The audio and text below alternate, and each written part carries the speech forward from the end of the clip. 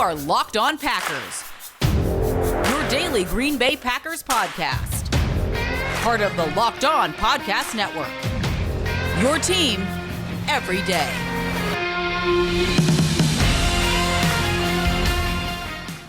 We're back with another crossover edition, Locked On Packers, Locked On Vikings. I'm Peter Bukowski from Locked On Packers with Luke Braun from Locked On Vikings.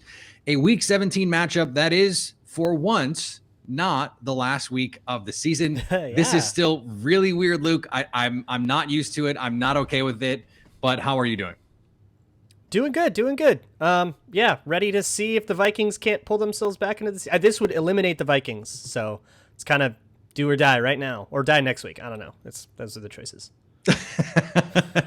Do or die now, or do or die later.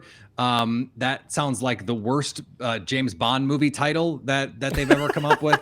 But here we are.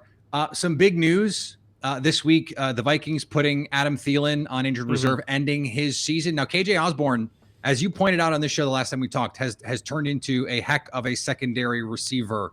But this still seems like a pretty big blow in what you described as a do or die situation. Yeah, they'll miss him a lot in the red zone in particular. I think he's always had a style that would age well, and it's aging now. But he's always been more of a precision, a technique, a route running type guy. He never relied on his speed too much. But he's having trouble staying on the field and all that. He had a high ankle sprain. He tried to play on it against the Rams. He aggravated it. Now he's out for the year. Or out for the next month, which is ostensibly the year. So that's obviously going to hurt. I think I have a decent amount of faith in KJ Osborne.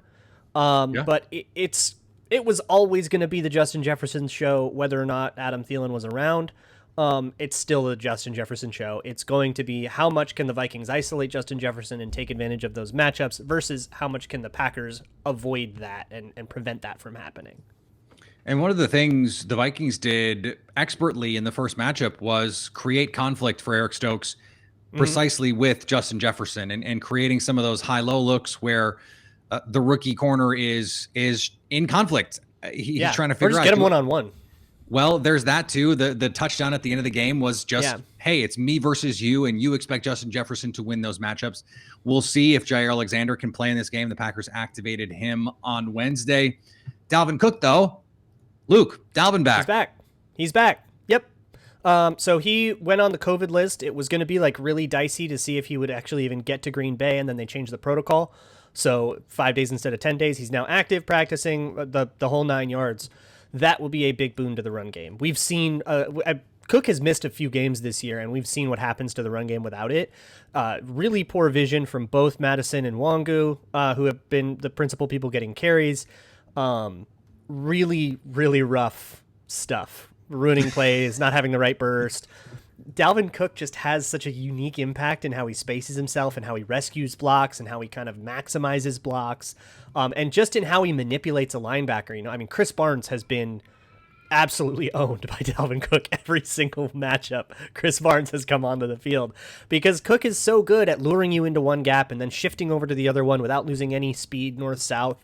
He does the slalom ski thing. It'll be really, really, I think, important to get him back. Yeah, I didn't appreciate the laughter when you were explaining that about Chris Barnes, but I suppose it's earned. Let's talk about Kirk Cousins, Luke, because since he put together a ridiculous performance against Green Bay, by the way, with a pressure rate over 40% in that game and just making dime throws with pressure in his face over and over and over again.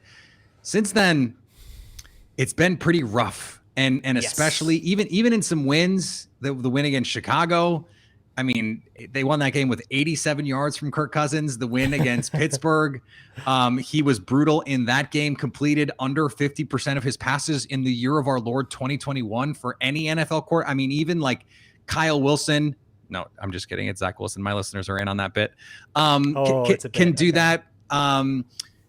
And he hasn't. So what has gone wrong here? It's really since the Green Bay game. Yeah.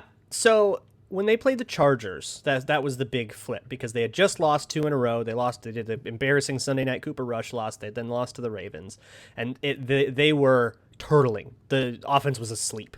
And so they had this big conversation. Justin Jefferson goes into Mike Zimmer's office, and Zimmer says, we're going to get you the ball more. They talk to Kirk Cousins, and Zimmer's begging Kirk Cousins, be aggressive, Sling it. Test the windows. Sling it. Let's go. Just get out there, loosen up, and play. If you throw some picks, you throw some picks. And that worked for a couple of games. That Packers game was one of them. We've fallen away from that now. And Kirk has reverted. That's that is an unnatural, like, hey, just go out there and feel it, is like very unnatural to Kirk Cousins, who is the kind of like type A personality to like memorize every single word of a textbook for a test. And that's the way he approaches the game, is memorize as many things as you can, have so much preparation that you can just rely on it and never have to think. You can just be automatic about it. And that's what turns him into this Ron Burgundy kind of paint by numbers quarterback. So we're in that spot right now, where teams have figured out how to entice Kirk Cousins to make conservative decisions, and then he makes conservative decisions. And, failures downfield, somebody doesn't run the route right, or just doesn't get separation, pressure, some problems with the play calling, all this other stuff I could talk your ear off about for hours. But ultimately, Cousins has lost whatever piss and vinegar he had in that November stretch. And he is back to the kind of check it down. He checked down on a 3rd and goal from the 6, and he was asked about it, and he said, I just wanted to put the ball in a safe spot. Like, he has absolutely no, like, I've been really harsh on Kirk Cousins on my show this week. And so that's just mind-boggling to me. There's a play that sleepy offense. I saw that you highlighted on Twitter, and when I saw it in person, I was just like, what was that? And it sort of typifies exactly what you're saying. They had put together this rollout for Cousins, and they had Jefferson on Jalen Ramsey, and Jefferson cooks Jalen Ramsey and is running free across the field. Kirk pumps, resets, and throws late to Justin Jefferson to allow Jalen Ramsey to get back into play, which he makes, and then of course celebrates like he was awesome, even though he was beat the whole way on that play, which is a Jalen Ramsey special. That seems to be the plane that Kirk Cousins is operating under right now. And when I watched the Rams game, I'm like, they picked off Matthew Stafford 3 times and couldn't score more than 23 points. They still couldn't get stops consistently. And it seemed like a big reason was stuff like that from Kirk Cousins. And I hate to pile on the guy. I mean, I genuinely do. No, pile. Let's go. Well, this is a safe space for Kirk Cousins hate. Let's do it. We're over him. Floor, pig pile. Let's do it. Well, okay, so you want to hear a stat about the Vikings? This is the stat that typifies the Vikings. There have been, in the NFL in 2021, 12 games where the losing team won the turnover margin by 2 or more. 12 times in the whole NFL, 12 times a team won the turnover margin by 2 or more and lost the game. 4 of those are the Vikings. It's unbelievable. And to explain the play that you mentioned, he was looking, that pump was actually to the deeper route. There was a deep post that was going, and it was like the safety was kind of deep enough to make it the throw, but not really in playing outside. A difficult decision, but then he just sort of buffered, and he couldn't make the decision on the fly, and he got too hesitant, and that's what made the throw late. That kind of thing has happened. A lot of balls are late. We've been talking about it a lot on Locked On Vikings. Like, what is it? Is it there's a theory about his footwork that I had. Is it just reads? Is it just kind of not feeling it? He's very out of rhythm. The Vikings are asleep and out of rhythm right now, and they need to find that like right now, or everybody gets fired.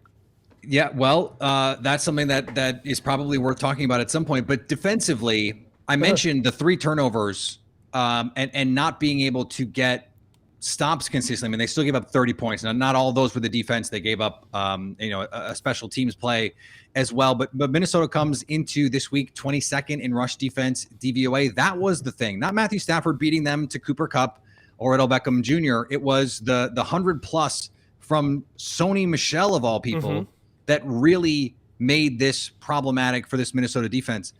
What has happened for this Minnesota defense that has them in that position? Because that's not something that you usually have to worry about with a Mike Zimmer defense, especially with the personnel that they have. So my understanding of it, I just wrote an article, its own coverage to this effect. They can't set the edge. The interior is dominating. Michael Pierce and Dalvin Tomlinson are just game wreckers. They're monsters. And then it doesn't matter because you just cut the run back away from them, where DJ Wanham's getting washed out by a tight end. Like that, and he's like a beanstalk of an edge rusher, and your tight end can block him. Your slot receiver can block. Like Cooper Kupp kicked his ass once. It was insane. Alan Lazard on DJ Wanham all day is what I'm hearing. Unironically, do it. Yes. Yeah, that's the issue, and it's not just one of them; it's all the other. They just lost Patrick Jones to COVID IR. They've got like Tayshaun Bauer being a practice squad elevation. Sheldon Richardson is playing edge rusher. He's never been the best at the run.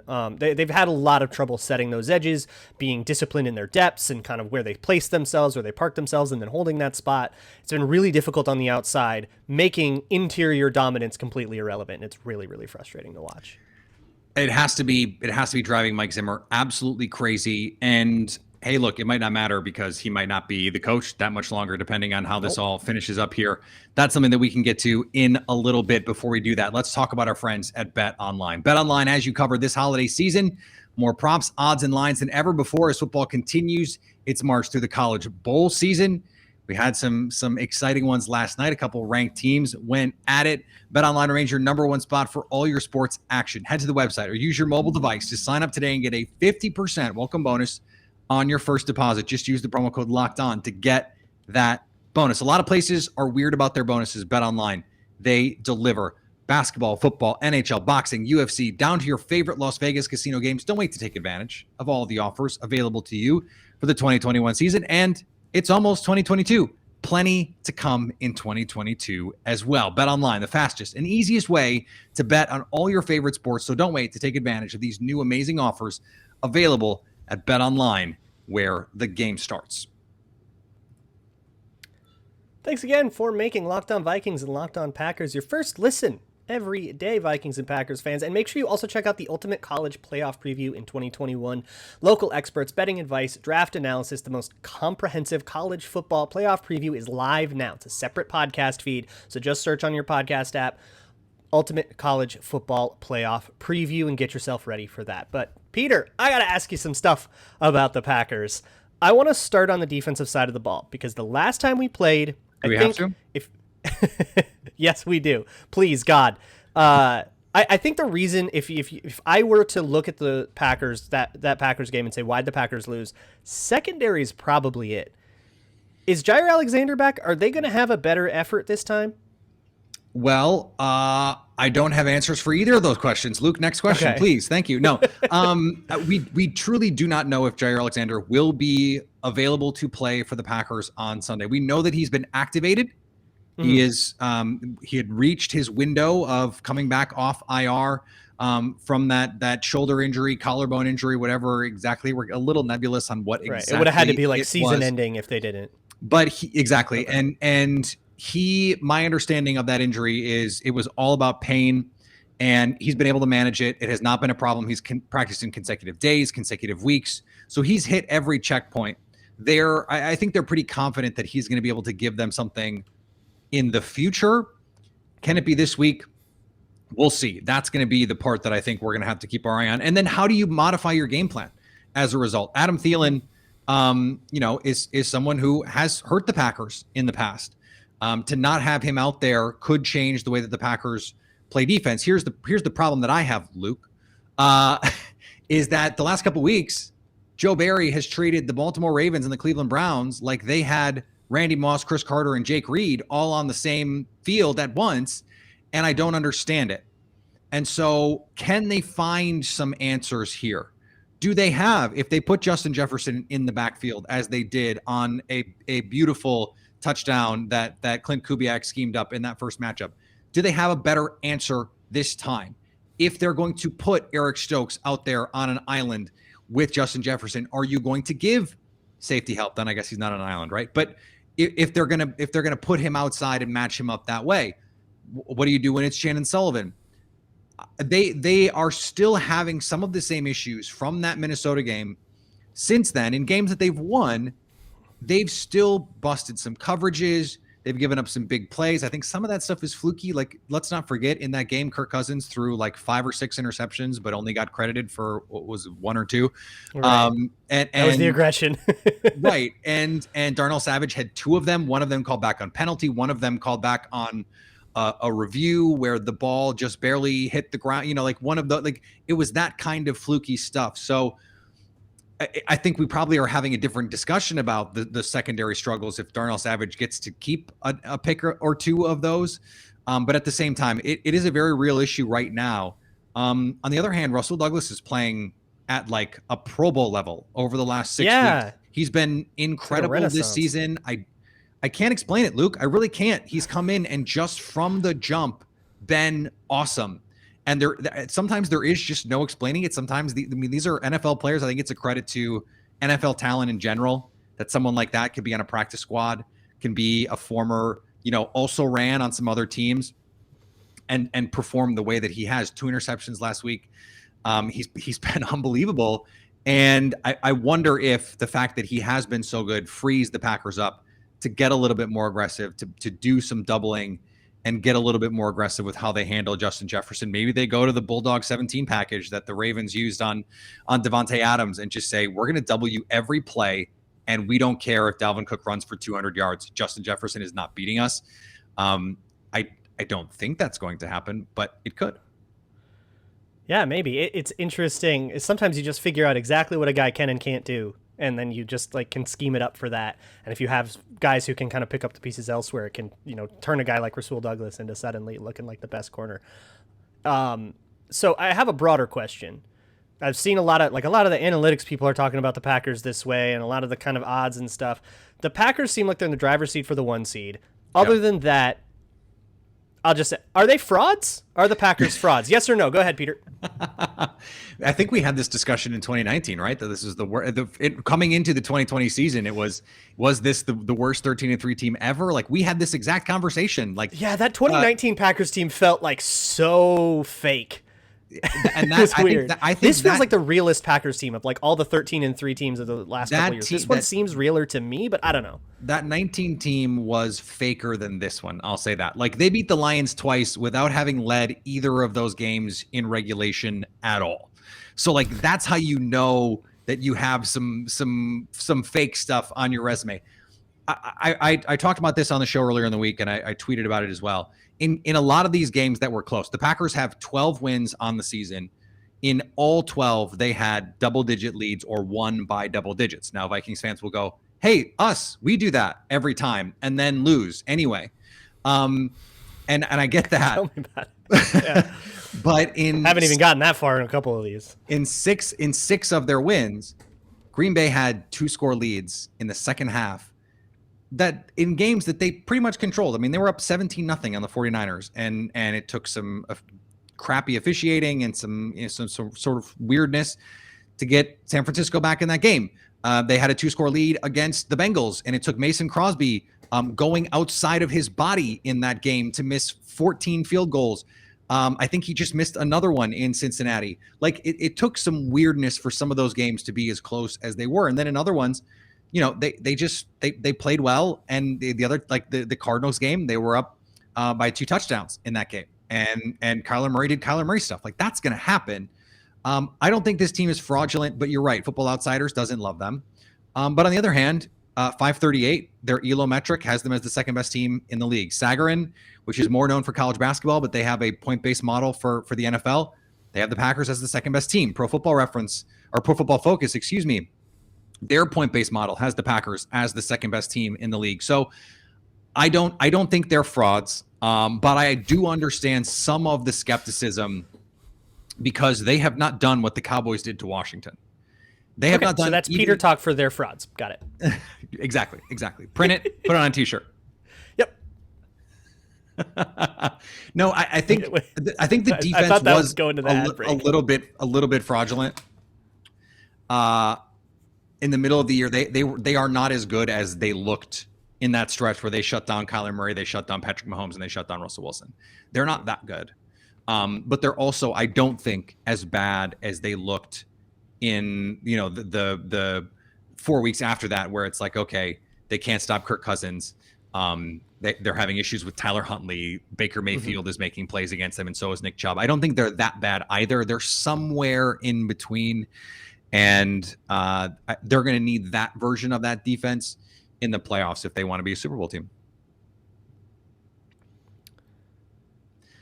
Should we transition to game-specific discussions here on Packers Vikings, because it's gonna be 5 degrees in this game. That was gonna be my first thing. It's gonna be cold.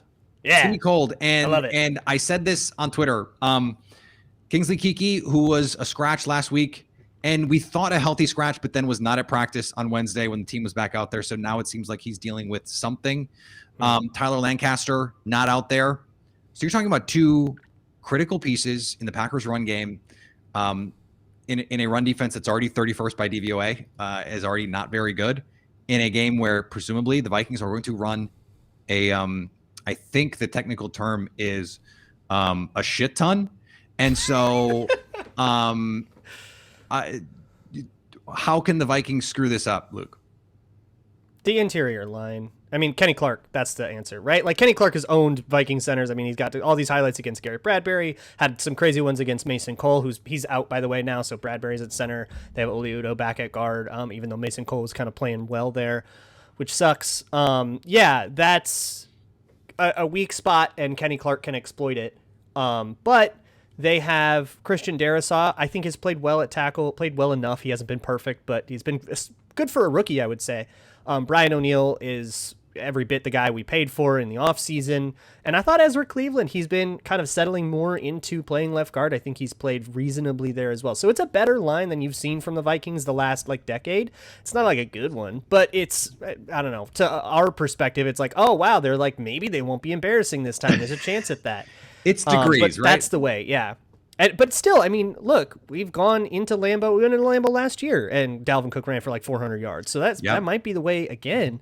Also, I think he had games 46 touchdowns in that game. Yeah, something like that. And it's game script. It's game script. If the Packers get up 2 scores, the Vikings go into panic mode, and then they have Kirk Cousins throw a bunch, but then Kirk Cousins, in his panic, his instinct is to check down. So then you get the Vikings into their 2-yard pass offense, and then they just kind of turtle up and die. That's really what's happened in some of these losses. CJ Ham, Tyler Conklin, they do their thing. Yeah, engine that makes the offense go, Chris Herndon. The funny thing is, I like that trade for Minnesota too. I was like, I kind of like that. But I thought he was a talented player, but it turns out he's a player. Yeah. They got that part of it half right. He got 400 yards once 3 years ago. It's nothing. He made an incredible one-handed catch at a game I was at, Packers Jets. He was really good in that game in 2018, and it's just since then it's been that thing. I don't know.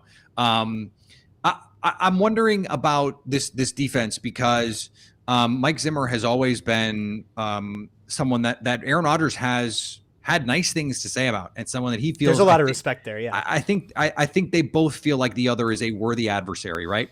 Mm-hmm. And I go back to, I can't remember if it was 2018 or 2019. The Packers had gone up, I believe it was 21-0, and then scored 3 points or something the rest of the way. That was a 2019 Lambeau game. Aaron Rodgers was asked what happened, and he said Mike Zimmer happened. Yeah.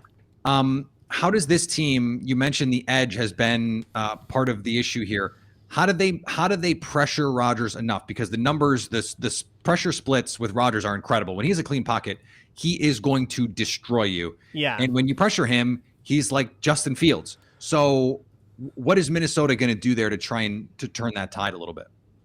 Well, I'm sure Zimmer has some pressures saved for the Packers. He had it for the first game, a couple of them that Aaron Rodgers went on Pat McAfee and was like, Jesus, those pressures. I'm sure he's got more up his sleeve that he drew up in July that he's been saving for this one. I'm sure every coach does for division games. So I'm sure there's some of that. Right now, they have a kind of a deficiency at their pass rush. No Danielle Hunter, no Everson Griffin. They've got these guys like Sheldon Richardson has been pretty good, but all he has is a bull rush. And they've kind of got a lot of guys that are only bull rush. So you've got to do some pressures in some of your, the classic blitz scheme stuff that Zimmer does. And you'll have to get that against the Rams. I thought they called really good coverages as well against, Cooper Kupp and stuff. Kupp got his, but I thought they did a really good job kind of countering some of those concepts once they had the first couple drives. Once they kind of got a little information, I thought they did a really good job adjusting in the middle of the game. Yep. Vikings will have to do that well. The whole LaFleur Zimmer adjustments, the cat and mouse game there with Rodgers and stuff. They know that Aaron Rodgers is really hard to fool, but I think they also believe that they can do it if they go crazy enough. So I would expect to see some wild scheme stuff. And I would say if you don't, then that's probably a fair reason for this to be the game that gets Zimmer fired, which you have the chance to do here. If Zimmer doesn't make the playoffs, which would happen if the Vikings lose this game, that's pretty much it. Everybody in Minnesota pretty much knows that that's it. So Aaron Rodgers actually has the chance to kill Mike Zimmer once and for all in this game. And you know who knows that? Aaron Rodgers. Yeah, oh, for sure. He knows that. And he's already sent a text to Brian Gutekunst like, Mike Zimmer, defensive consultant in Green Bay in 2022. I'm just like, I'm not saying I'd come I don't know back if you for would that, work but with I'm Jerry just Gray. saying. I think there's beef. Well, I think if you're the Packers, you go, hey, Jerry, congratulations on a great career. Thanks for everything. But why don't you follow Nathaniel Hackett to wherever he's going to go be coach? Because we would love to see it. No, they'll reunite. Aaron Rodgers and Mike Zimmer will reunite in Oakland or in Las Vegas. Ooh, juicy. Does Devontae Adams come in that scenario too? Yes, they're all going to play in the AFC West over there. I hate to admit how like low key fun that would be. Not that I want to see that, but like if that's like if it's the Derek Carr's Packers. If it's the nuclear scenario, there are less fun options than that one, right? Yeah. It is hard for me to believe that Rodgers would want to go to the AFC West. It just seems like difficult for me to believe that he like Denver or Las Vegas, because those are the two big names, right? Like those are the places to go. I don't know, man. Like it's one of those things. It's one of those things. Would you like? I don't know if you saw the comments. I've been waiting to ask someone from a rival team this. Did you see the Aaron Rodgers comments yesterday about retirement? Sorta. It seemed really boilerplate. It seemed like he just kind of did a lot of saying, well, I don't know anything. Let's just focus on the game kind of stuff. Well, okay. So I think that's kind of true. But as someone who has been like parsing every word that he has spoken over the last 18 months. I'm sure that sounds excruciating. Yeah. Oh yeah. Believe me. He sounded like someone who was, I did not buy I was close to retiring last summer. I'll say that. And then to hear him spend all of the summer, fall, and winter now talk about gratitude and living in the moment and speaking glowingly about his teammates and telling Justin Fields to embrace the moment and the rivalry and all this stuff, it has felt like someone on a goodbye tour. And for him to say, well, we'll see. He said a couple things in the last like 2 or 3 weeks where I'm just like, are we 100% sure he's going to play next year? Like 100% sure. Yeah. And I don't know, like if as from a Vikings perspective, like if he decides I'm just done, is that a more or less satisfying outcome than him going to Denver or Vegas? I don't think from like a rivalry perspective, as long as we don't have to play him twice a year anymore. Like I don't really care if he goes somewhere else or whatever, if he retires or something. Maybe he'll come out of retirement and play a retirement tour year on the Vikings and truly follow the Brett Favre path. That's the joke we all have is like, well, all right, can't wait till 2024. A geriatric Aaron Rodgers leads us to the NFC Championship game. But like, yeah, so I don't know about that, but this does feel like this game is the final matchup of Zimmer and Rodgers. And it's 3-3-1, right? So this is like the title. The rubber match. Yeah. And like one way or another, either it is very difficult to see both Aaron Rodgers and Mike Zimmer staying in their respective places. It's one or the other maybe, but it's difficult to see both. So this is it. And I think there's a really fun stakes to this, even though it doesn't have a lot of implications on like the division's already won, right? The wild card is this crazy thing. And the Vikings are sort of, on the hanging on by a thread and all that. So like the actual implications mathematically are kind of lame. 3-3-2 is objectively the most funny outcome though, right? That's what I want that so much. Give me a 5-degree tie. Let's go. But it's like the title for this like crazy awesome matchup. Like you could write a book just going over those 8 games and the defensive scheme and the offensive scheme, the things that the Packers have done in those. It's fantastic. So I don't know. Okay. So exciting. I like the Packers in this game. I think it's going to be close. I think the line is too much. I think 7.5 is too much. I think we're looking at like 27-24, 30-26, like something in there where it's like 3-4-5. I think Green Bay wins, but I think it's going to be close. I think the Vikings cover. What do you think?